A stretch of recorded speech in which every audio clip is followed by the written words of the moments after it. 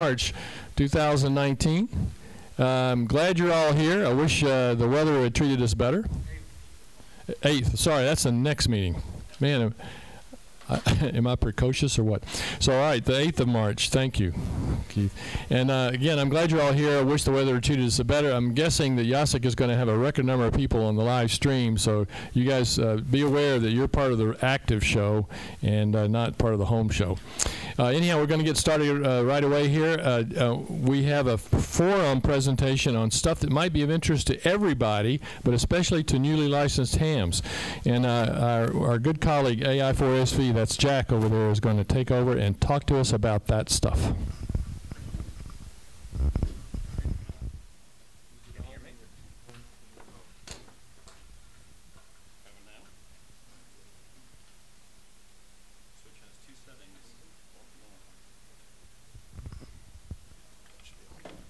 Okay, there we are. So I'm going to talk about the technician's first station, really whatever first station, when people either come back into the hobby or are starting off. Earlier in the week we had some email on the reflector. I asked people who had been in the hobby for a while what they would do with $300 if they had to set up their first station. Got some very useful feedback back for setting up VHF or HF stations or doing other things. Some people brought it right to the last penny to expend. Other people I asked just coming into the hobby what sort of goals they had. So all that's archived on the reflector. Oops. Can you just hit the button? So I have a 3-point plan. Set some goals, make a plan, talk it over. Next. Yep.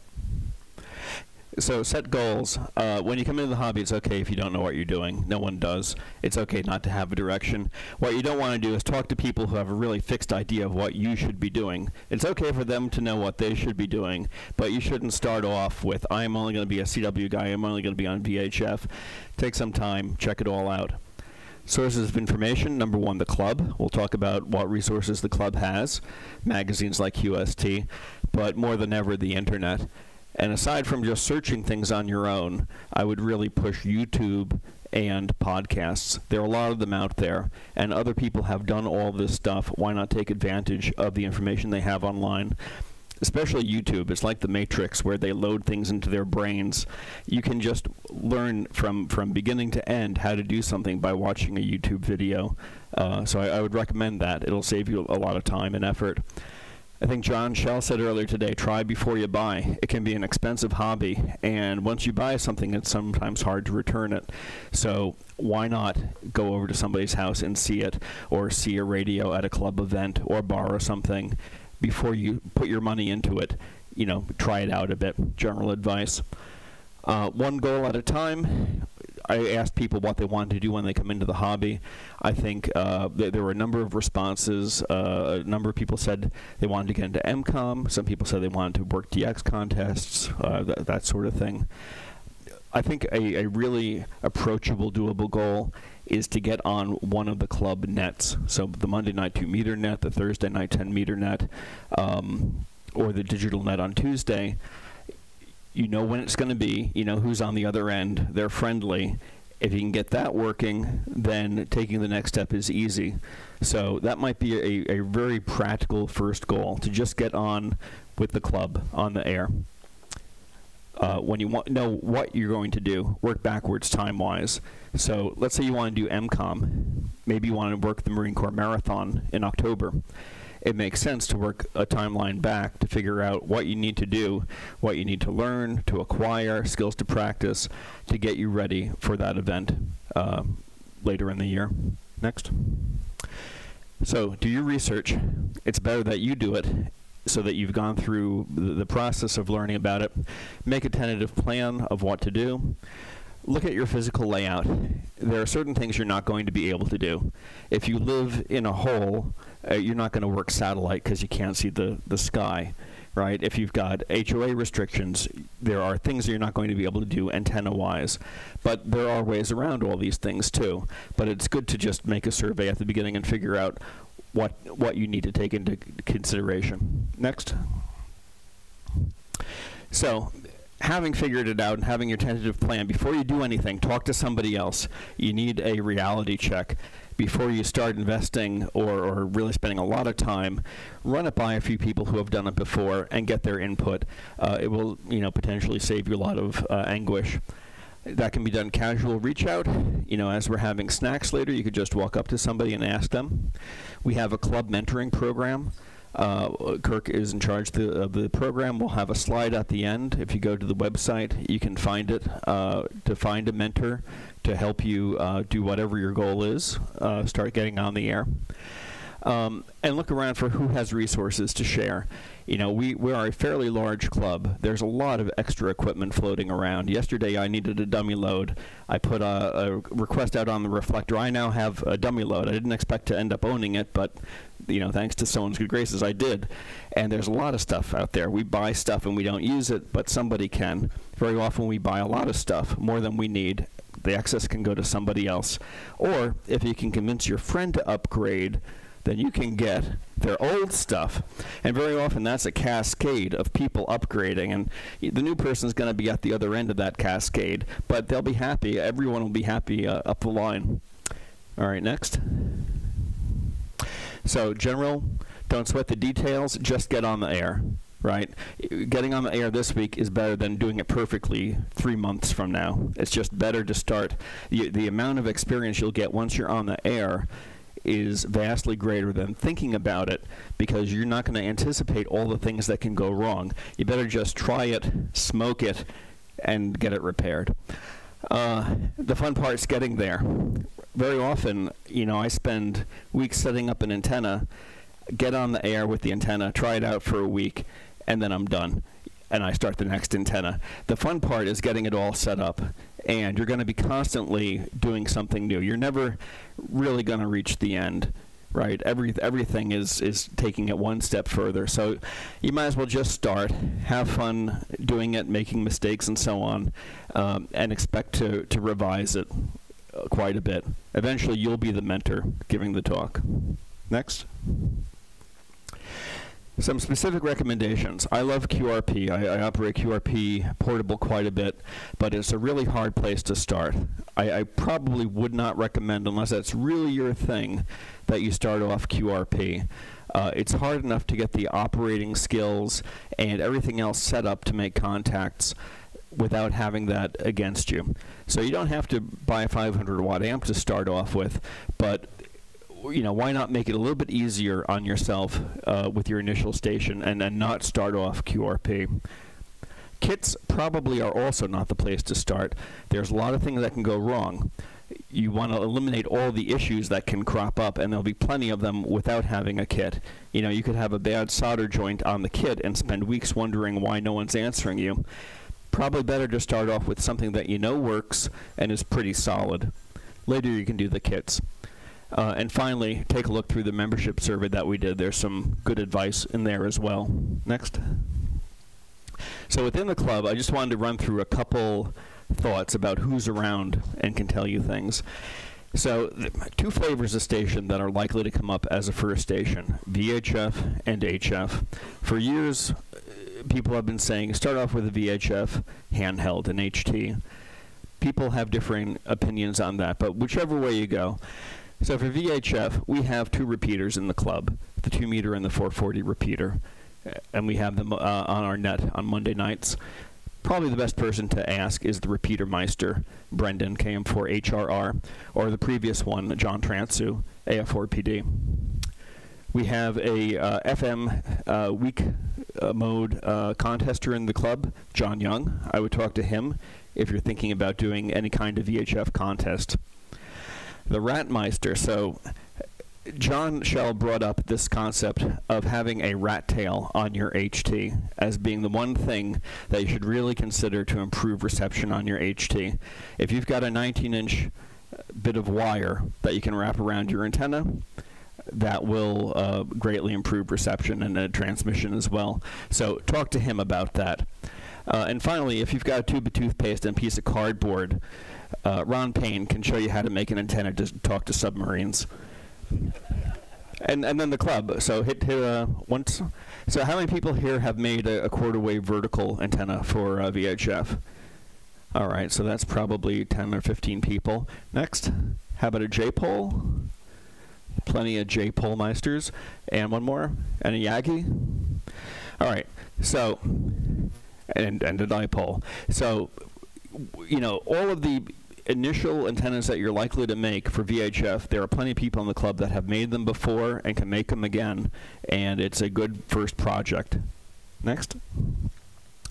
On the HF side, we got some interesting feedback from Jack, K4WY, about how to set up an initial HF station.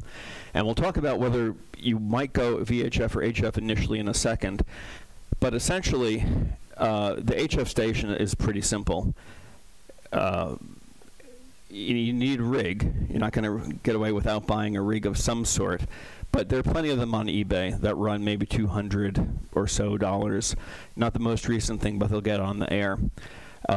Into the rig plugs a coax. Into the coax plugs an antenna. So most people start off with a dipole antenna. And as Jack said, you can make one essentially with house wiring and a bit of coax. That will get you on. For example, I think he recommended 40 meters because it would also serve for 15 as a good compromise antenna. That's it. I mean, that will get you on the air. There are plenty of other things that you can do. Okay, you need a microphone as well, or a key. But that will get you on the air. There are people you probably want to talk to about grounding your station and operating it and so on. But the overall equipment to get on HF is not all that much more expensive than what it is to get on VHF. There are lots of options. One approach is to just put everything in one radio. There are plenty of rigs out there that will do HF, VHF, and everything in between. They're more expensive. You know, if you have more of a budget, you might consider that and cover all your bases with one radio. SDRs. Well, I would talk to Doug about the Flex radios. I would talk to Jacek about anything involving the technical aspects of SDR radios. Probably in the future, every radio we come across is going to be in some way an SDR radio. But I think most people are probably going to start with an older rig that's basically an analog rig. I think that's probably a reasonable place to start. You know, what's available on eBay or other sites. What's an SDR radio? So software-defined radio, one where a computer is doing most of the processing rather than doing it all in hardware. The latest thing. So finally, I guess the opposite of an SDR would be a boat anchor. How many people here consider themselves to be boat anchor aficionados? All right, so we have a good number in the club. So boat anchor refers to older rigs, often with hollow state technology in them, tubes. I would not recommend starting with one of those. I mean, a lot of people did. You may find a good deal on them, but probably, considering that they're high voltages inside, there's a little bit more to do with them and tuning them up and so on. It's probably easier to start with a relatively modern solid-state rig. All right, next. Or just hit it a couple times. All right, so to come specifically to the tech. So someone with a tech license has limited privileges on HF. On 8040 2015, you have CW privileges, Morse code. So plenty of people started off that way as novices back in the day. You can get right on to HF. You can make international contacts, but you've got to learn the Morse code. Nobody cares how fast you send it, right? There's no floor on that right now. But practically speaking, you probably want to go 8 or 10 if you expect a response, 8 or 10 words per minute. That's a relatively high barrier if you're just starting off. If you're really interested in the code, that's great. It can get you on HF at a very early point in the career. 10 meters, which is at the upper end of the HF spectrum, is capable of making international contacts as well, but not so much right now. We're at the bottom of the solar cycle. Propagation is pretty poor. It's very hard to get contacts on 10 meters. The good thing is that you can operate as a technician. You can operate Morse code, you can operate voice or data modes. So if you wanted to, say, operate FT8, well, you actually do have a good chance of making some contacts on FT8. Even at the bottom of the solar cycle, you'll probably work South American stations. But does that justify the investment in an HF right now? Maybe, maybe not. At a different point in the solar cycle, I'd be pushing it a little bit more heavily because you'd have more fun with it. But right now, you might want to wait a few years. You might want to upgrade to general, which would open up 80/40/2015. Or you might want to consider some other approach. So the bottom part is HF. VHF is 6 meters and above, and then we go into higher frequencies like UHF and so on. On those frequencies, with the technician class license, you can operate voice and data.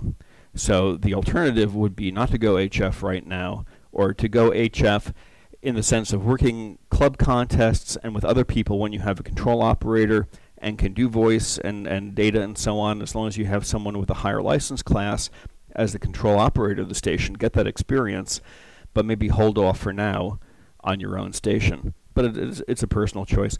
So since technicians have such broader privilege on the higher frequencies, I asked Brendan to talk a little bit more about VHF and some options and what VHF can and can't do, some reasonable expectations. So do you want to take it from here, and we'll do questions at the end?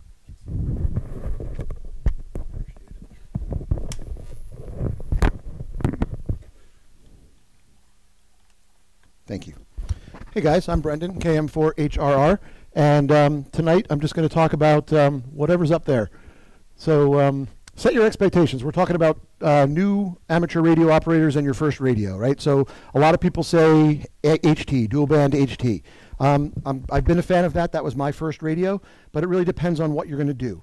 What's your budget, how you're going to use your radio. If you want to jump right into MCOM and be useful, an HT is probably going to be a little less useful than a 25 or 50 watt dual band mobile rig that you can mount in many different ways. You can mount it in an ammo can box, you can mount it in your car, you can put it in a backpack and run it by a battery. So it just depends on what your budget is and what you want to do. Question?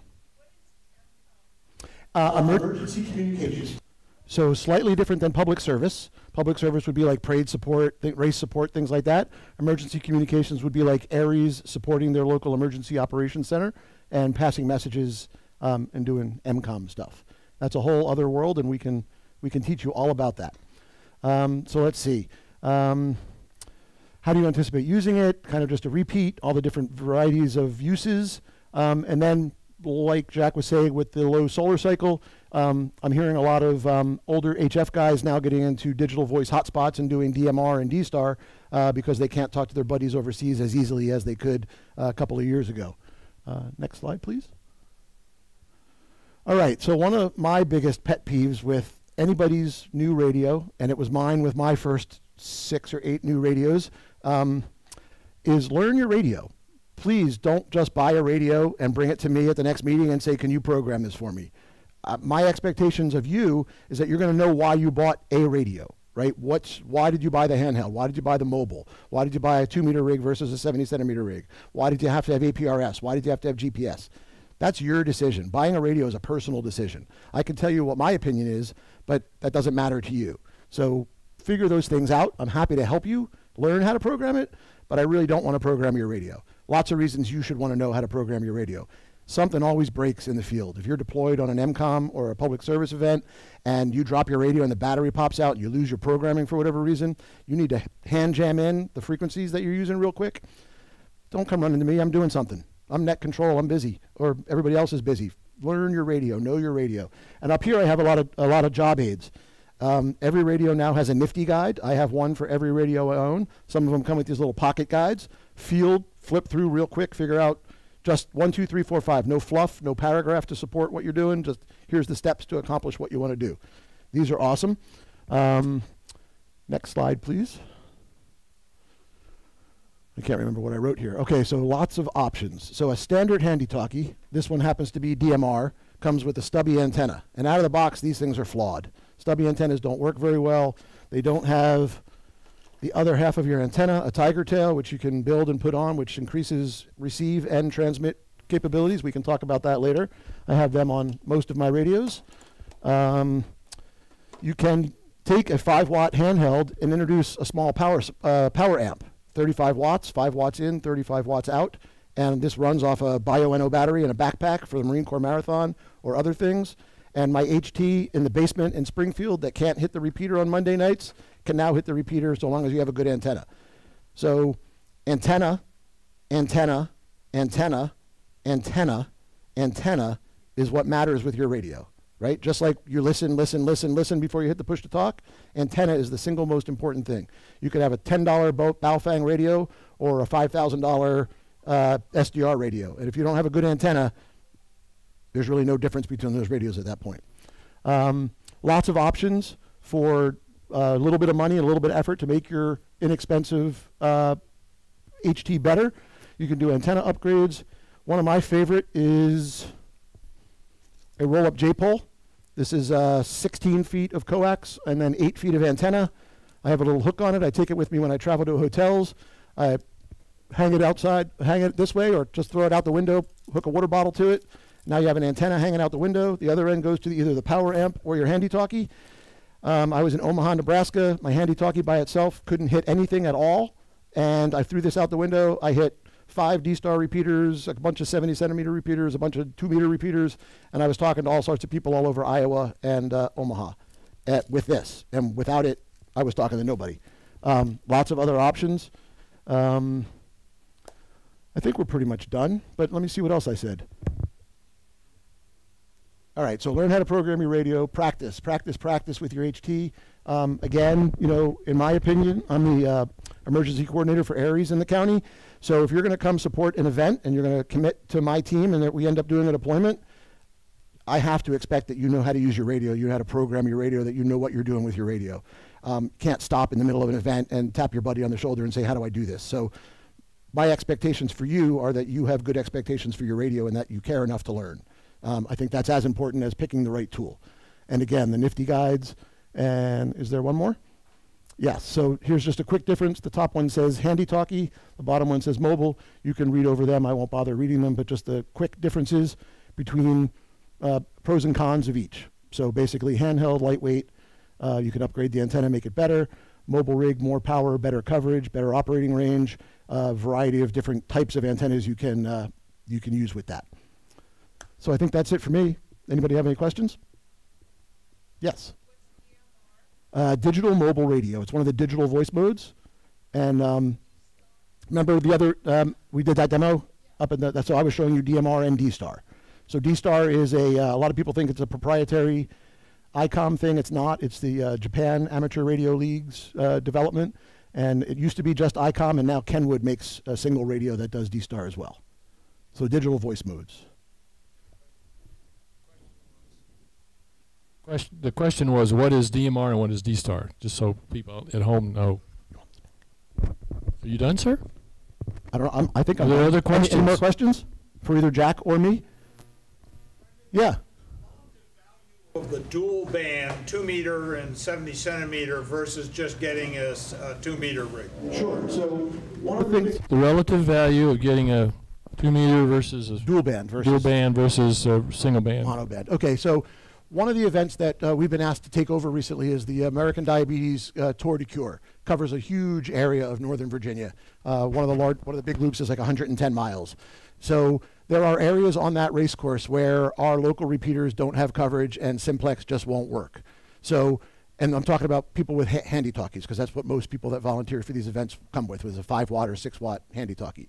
So if you have a mobile rig that is dual band and has cross-band repeat capability, you can set your handy-talkie on a 70-centimeter frequency and your 50-watt mobile on that same frequency and set it up for crossband, which means you're going to talk at low power in on 70 centimeters, and then your output of that high-power radio is going to be 50 watts, and that's going to be able to hit one of the repeaters that we're using for the long-haul communications on that race. So that's just an example of why you would, and just versatility, really. You know, you can switch to a 70-centimeter frequency or a 2-meter frequency and have, you know, 2 tools in one box. Yeah, Kerry.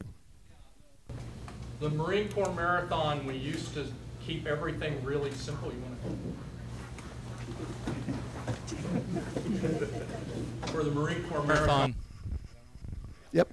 Okay, for the Marine Corps Marathon, we used to keep things really simple and say a 2-meter handy-talkie is all you need. We discovered that due to age changes and things like that, we can no longer cover everything with just 2 meters.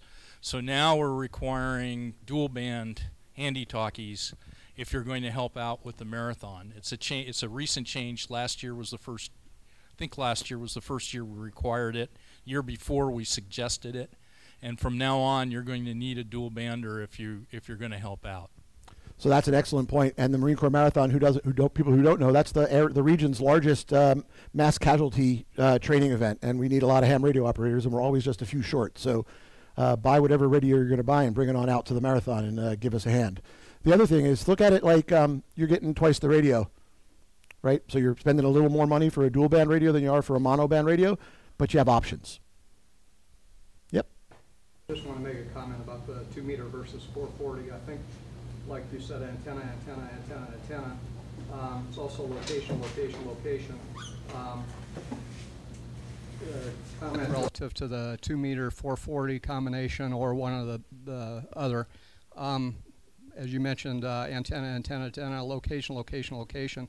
In our area, it's a target-rich signal environment. Absolutely. There's a tremendous number of repeaters on 2 meters and 440. And you can go to repeaterbook.com and do searches and find out what's there. Now, if you live in some other part of the country, maybe 440 is more prevalent and there's no 2 meters. So take that into consideration.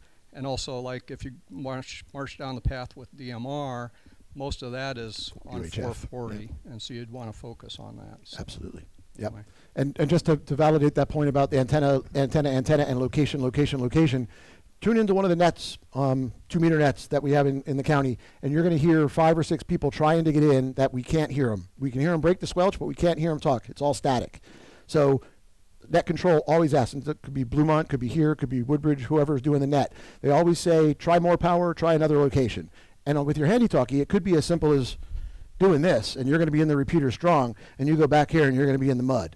So when somebody says on a net, more power or try a new location, literally, if you can give it more power, do it. If you can try a new location, take a step to the left, a step to the right, try another antenna. When I first got into this, there was a point where I had 6 different antennas hanging up and a switch, and I would plug my radio in and I would switch through it on the 2 meter net. And okay, they can hear me in slot C. I never wrote it down, but anyway. Anybody else? Any other questions before we move on? One more over there. Is that a question or another? Question relative to the power amp you have for VHF. What brand is it and what the cost of it was? He's asking about the brand and cost of this mighty power amp. Yeah, so this is a Mirage Bravo Delta 35. It's a dual band, 144 and 440 megahertz. So UHF, VHF, and it also supports D-Star. So when I take my Kenwood THD74 with me when I travel, this amp and this radio go perfect together. It's a tri-band radio. It's got D-Star. This is a dual band amp. It's got D-Star capability. This will not support any of the other digital modes. The switching is too fast, so you need to get a special power amp for digital voice modes like DMR, P25, things like that. This just can't handle the switching speeds of the other codecs. What was the cost? Is that the question? DX Engineering, hamradio.com, RNL Radio, under $200, 150, 200, something like that. So for under $200, you can be a power amp person. Absolutely. Okay. Absolutely. The Chinese, yes. And remember, when it doesn't work, fire up that kilowatt power amp. It'll probably work. There you go. Well, thank you, Brendan. Thank you, Jack, for a wonderful presentation on stuff that help us all out. I learned a lot. Okay, let's see. Let's get started with